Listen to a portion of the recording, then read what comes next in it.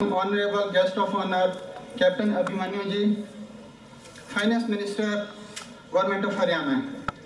I cordially welcome Shri Indresh Kumar Ji, Member, National Executive, RSS. I am honored to welcome Professor Kailash Chandra Sharma, Vice Chancellor, Kurukshetra University, Kurukshetra.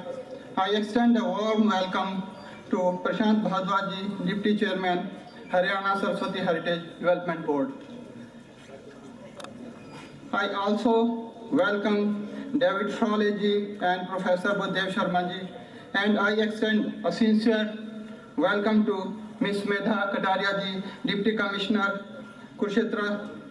I would also utilize this platform to welcome Professor A.R. Chaudhary, convener of the International Conference, and Dr. A.K. Gupta, convener of the conference, Shri Arvind Kaushik Ji and Dr. Mukta Sharma Ji, co-convener of the conference, Dr. Naresh Kumar, organizing secretary of the conference. I wish to extend a warm welcome to our delegates from overseas and from various parts of the country.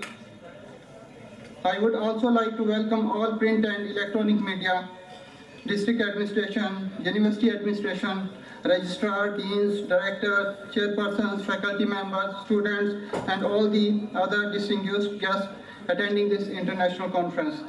I once again welcome all of you. Thank you.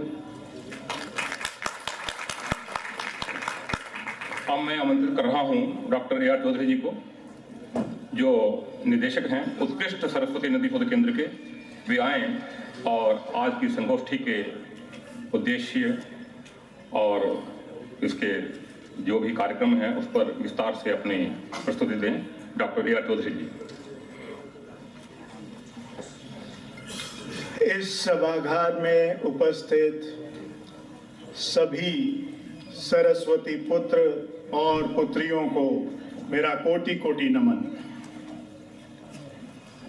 Honorable Governor of Haryana, Professor Kaptan Singh Solanki Ji, Finance Minister Captain Abhimanyu Ji, Shri Indresh Kumar Ji, Member National Executive, Rashtriya Swayamsevik Sangh, Professor Kailash Chandra Sharma Ji, Honorable Vice Chancellor Kurukshetra University, Kurukshetra, Shri Prashant Bhardwaj Ji, Deputy Chairman Haryana Saraswati Heritage Development Board, Sushri Sumedha Kataria Ji, Deputy Commissioner Kurukshetra, international delegates from USA, Belarus, Bulgaria, Germany, Trinidad and Tobago, delegates from different states of our own country, faculty members from different teaching departments of the university, teachers from different educational institutions, officers of the university, and students from different educational institutions of the country, in addition to our media friends.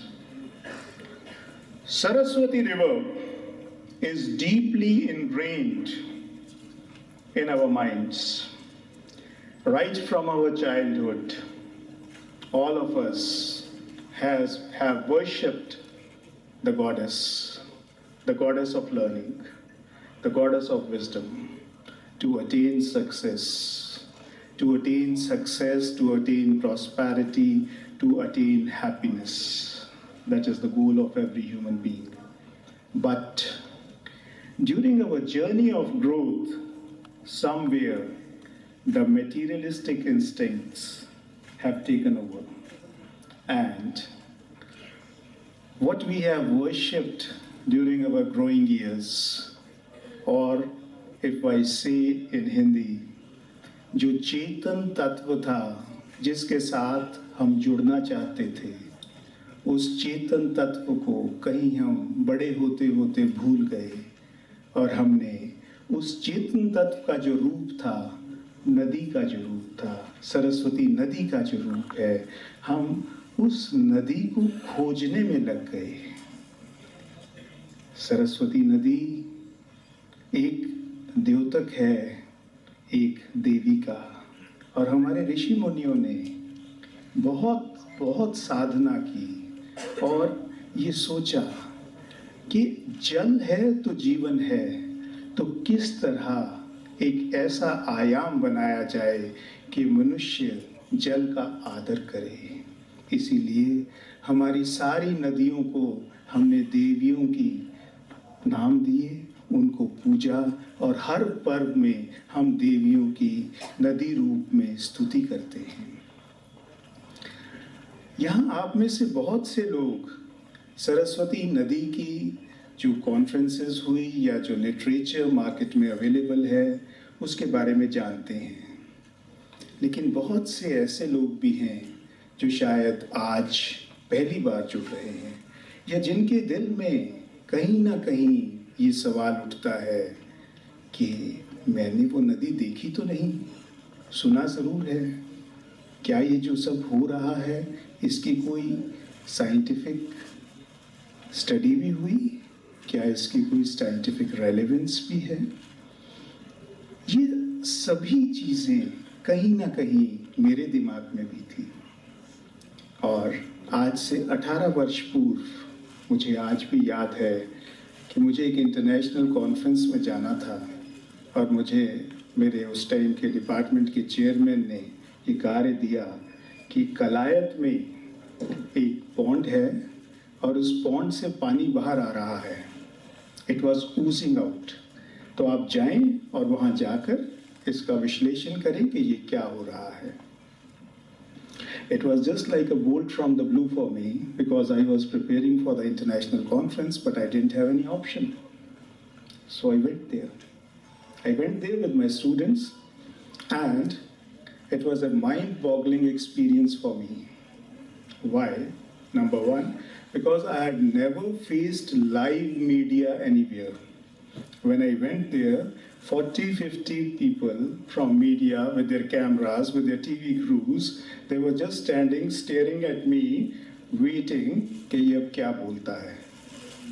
And for me, I was a total novice going there for the first time.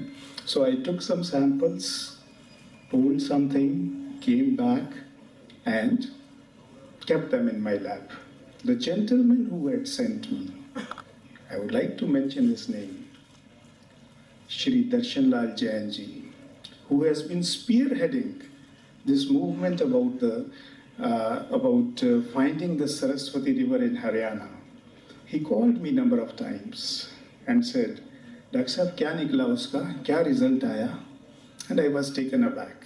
I said, "Look here, I am a 25, 28-year-old lad, and this man is just 75 years, and he's asking me again and again to do it.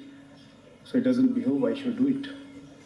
I did the analysis, and the results of the analysis, I was completely dumbfounded, because the sediments that were there, those sediments were derived from Indus-Sangpo suture zone.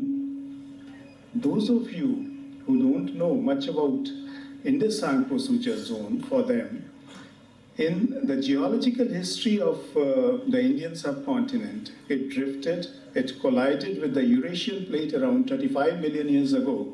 And at that point of time, when the collision took place, the pressures were of the order of 6 to 8 gigapascals. So in that scenario, some very specific minerals developed. Those specific minerals I was getting way down at Kalayat.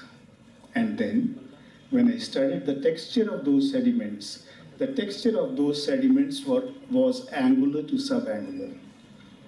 Now the minerals that I am talking about, which we routinely term as heavy minerals, they have a specific gravity 3. And here, these minerals, which had traveled about 600 kilometers down from the Indus-Sangpo suture zone, were having angular outlines.